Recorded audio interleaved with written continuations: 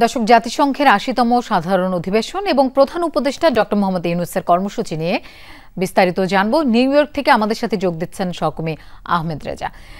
রেজা, বৃহস্পতিবার প্রধান উপদেষ্টা কোন কোন বৈঠক এবং অনুষ্ঠানে অংশগ্রহণ করছেন এবং বৈঠকে কোন বিষয়গুলো গুরুত্ব পাচ্ছে?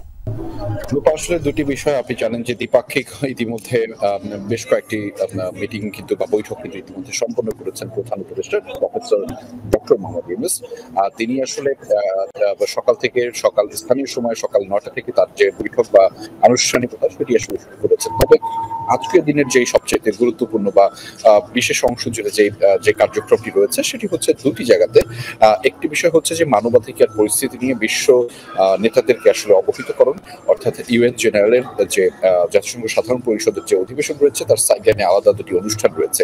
প্রথম অনুষ্ঠানে বাংলাদেশের মানবাধিকার পরিস্থিতি আসলে কি অবস্থায় রয়েছে এবং সেটি সঠিক যে গণতন্ত্রের উত্তরণ রয়েছে এবং সঠিক সুষ্ঠু নির্বাচনী ব্যবস্থা সম্পূর্ণ করবার জন্য বাংলাদেশে এখন মানবাধিকারের যে চর্চাটি কিভাবে হচ্ছে সে বিষয়ে তিনি আসলে অবগত করতে চান এবং গত 14 মাস ধরে যে ধরনের সংস্কার হয়েছে সেই সংস্কারের বিষয়গুলো কিন্তু তিনি অবহিত করতে চান।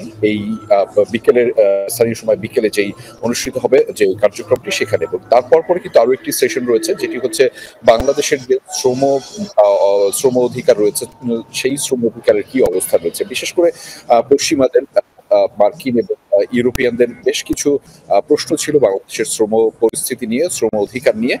সেগুলো আসলে উত্তরণ ঘটানোর ক্ষেত্রে গত 14 মাসে অন্তর্বর্তীকালীন সরকার কি কি কাজ করেছে সেই বিষয়গুলো কিন্তু তিনি আলাদাভাবে উপস্থাপন করবেন তার বক্তব্যের মাধ্যমে। এবং আপনি জানেন যে বাংলাদেশ নির্বাচনী ব্যবস্থাটাকে আসলে কিভাবে সুসম্পন্ন করা যায় সেটি নিয়ে কিন্তু বারংবার বিশ্ব নেতাদের কাছে তিনি একটি তথ্য বা বার্তা দিয়ে যাচ্ছেন যে আগামী ফেব্রুয়ারিতে বাংলাদেশের সাধারণ যে নির্বাচনটি সেটি জাতীয় নির্বাচনটি সেটি আসলে অনুষ্ঠিত হবে এবং সেখানে তরুণদের এবং সকলে যে সম্মিলিতভাবে সকল রাজনৈতিক দলের যে অংশগ্রহণ থাকবে তারই কিন্তু প্রচেষ্টা বিভিন্নভাবে করছেন। তার একটি উদাহরণ কিন্তু গতকালকেও দেওয়া হয়েছিল যে বেশ কিছু কার্যক্রমে বাংলাদেশের যে রাজনীতিবিদরা এই সফরে এসেছেন প্রতিনিধি হিসেবে তাদেরকে উপস্থাপন করা, এবং গতকাল আমরা দেখেছি যে আরো একটি ইউথ ফোরামের একটি প্রোগ্রামে আয়োজনে সেখানে কিন্তু বাংলাদেশের দুই তরুণ রাজনীতিবিদকেও কিন্তু পরিচয় করিয়ে দেওয়া হয়েছে আলাদাভাবে বিশেষভাবে। অর্থাৎ প্রফেসর ডক্টর ইউনূস তার গতকাল একটি বক্তব্যে জানাচ্ছিলেন যে আগামীতে যারা বাংলাদেশটি চালাবেন, যেই রাজনীতিবিদরা বাংলাদেশ চালাবেন তাদেরকে আসলে বাংলাদেশ যুক্তরাষ্ট্রের নতুন বিনিয়োগকারীদের সাথে পরিচিত করা, যুক্তরাষ্ট্রের যে নীতি নির্ধারণী পর্যায়ে রয়েছে